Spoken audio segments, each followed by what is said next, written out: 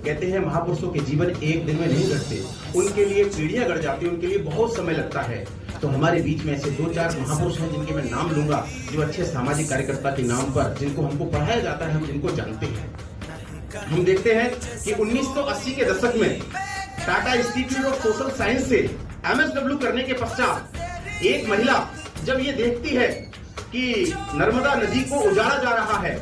आधुनिकीकरण के दौर में सरकार के द्वारा बांधों को इतनी अधिक मात्रा में बनाया जा रहा है, बेघर होते जा रहे हैं, उनकी आजीविका छीनती जा रही है, तो 3000 लोगों को साथ लेकर के एक बृहद स्तर पर अभियान चलाती है। यानी कि बांधों को बनाने के लिए जो भारत सरकार को फंडिंग करती है, ऐसी विश्व बैंक अपने हाथ पीछे खींच लेती है और मेधा पाटकर के सामने विश्व बैंक को झुकना पड़ता है और साथ में मेधा पाटकर बता देती है उनको कि लाख दलदल हो पांव जमाए रखिए, हाथ खाली हो सही ऊपर उठाए रखिए। कौन कहता है झील में पानी रुक नहीं सकता, बर्फ बनने तक हौसला तो बनाए रखिए, बर्फ बनने तक हौसला तो बनाए रखिए। ये मेधा पाटकर जी, अब ईट ड्रिंक भी मैरी, खाओ पियो और मौज करो, ये पाश्चात्य की संस्कृति है। यारों अपनी जिंदगी मुवक्किल कर गए, खाए पिए बच्चे किए और मर गए। इस प्रकार की संस्कृति भारत की संस्कृति नहीं है। भारत की संस्कृति है जिसको भारतेंदु हरिश्चंद्र जी कहते हैं कि वही पशु प्रवृत्ति है जो आप ही चरे, वही मनुष्य है जो मनुष्य के लिए मरे। ये नर सेवा नारायण सेवा स्वामी विवेकानंद जी का जो कथन है, वो हमारे सामाजिक कार्यकर्ता के जीवन में देखने को मिलता है। एक नाम हमारे जीवन में आता है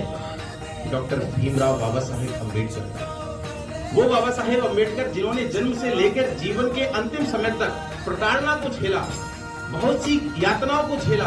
बहुत सारी समस्याएं आई उस व्यक्ति के जीवन में काम करने में। लेकिन क्या पता था कि जब उस महापुरुष को देश के भविष्य का दस्तावेज बनाने का काम दिया जाएगा, संविधान बनाने का काम दिया जाएगा, तो वो व्यक्ति अपनी फ्रस्ट्रेशन उस संविधान में निकालने के बजाय उस संविधान को ऐसा बनाएगा जिससे दलितों के, वंचितों के अधिकार की जिससे रक्षा की जा सकेगी। आज उसी संविधान को हम अपनी गीता मान करके इस देश को संचालित करने का काम करते हैं। उसी बाबा साहेब के नाम पर पंच स्थानों को विकसित करने का काम वर्तमान सरकार ने किया और जहर तो उन्होंने स्वयं पिया, समाज की उपेक्षा का शिकार हुए, लेकिन हम सब के लिए अमृत छोड़ करके गए और बताया उन्होंने, अंधियारे में जीने वाले हर व्यक्ति को सत्कार मिला, जो अपने से ऊपर आया उसको सारा संसार मिला,